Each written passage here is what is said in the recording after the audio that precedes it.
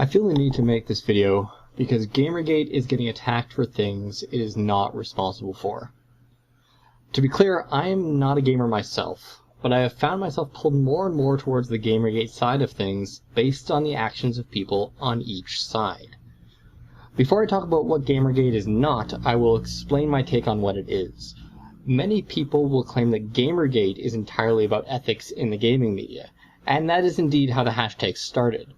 But there was a bit of a scandal of a developer sleeping with a reporter, and the gaming community was very upset by the implications of this accusation. What really got things going, though, was the reaction of the gaming media.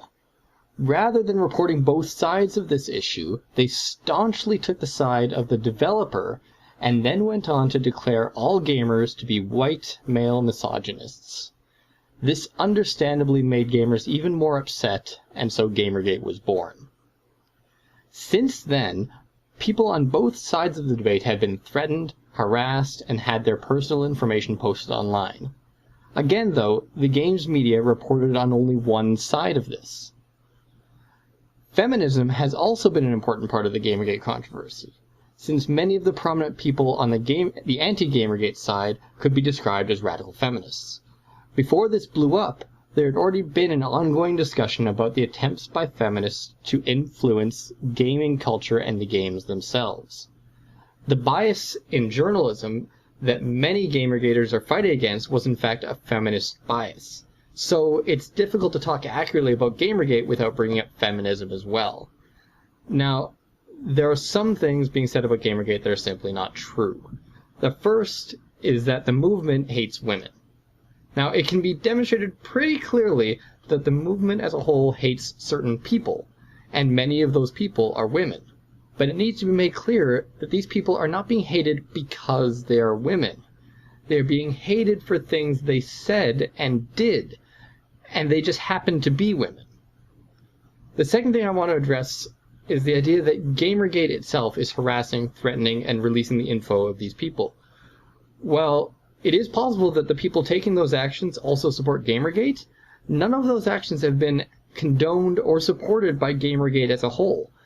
To use that logic that Gamergate is a hate movement because people critical of it have been attacked is idiotic, because the same logic could be applied to the other side, or to almost any group for that matter.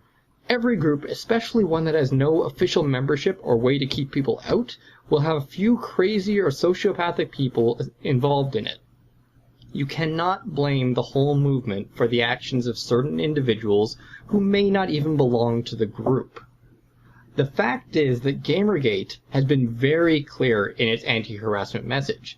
The image I'm using for this video is one of the most common I have seen in association with the movement. Finally, I would like to end with my opinion on how to improve the situation. Speaking directly to Gamergate, my advice to you is to immediately stop all mention of any individuals, but especially women, on the other side. Focus on the statements these people make and on the truth, but stop with the criticism of them as people. Calling them liars, accusing them of faking their threats or harassments, insulting them, none of this will accomplish anything to help the movement. Gamergate needs to stick to its message and simply ignore the individuals on the other side. I'm not saying they'll go away if you ignore them, but at least people looking at this on the outside will see and be convinced that you're 100% not a hate movement. Now, to the opponents of Gamergate, I ask that you please take a moment and try to see things from the perspective of gamers without assuming anything about them other than that they love games. I think you'll see that on the whole, they are good people. Yes, gaming culture may need to change in some ways, but attacking gamers and refusing to see things from their perspective is a terrible way to bring about change. The fact is, gamers are incredibly competitive. So if your plan is to just hope that they'll give up and go away, you're sorely mistaken.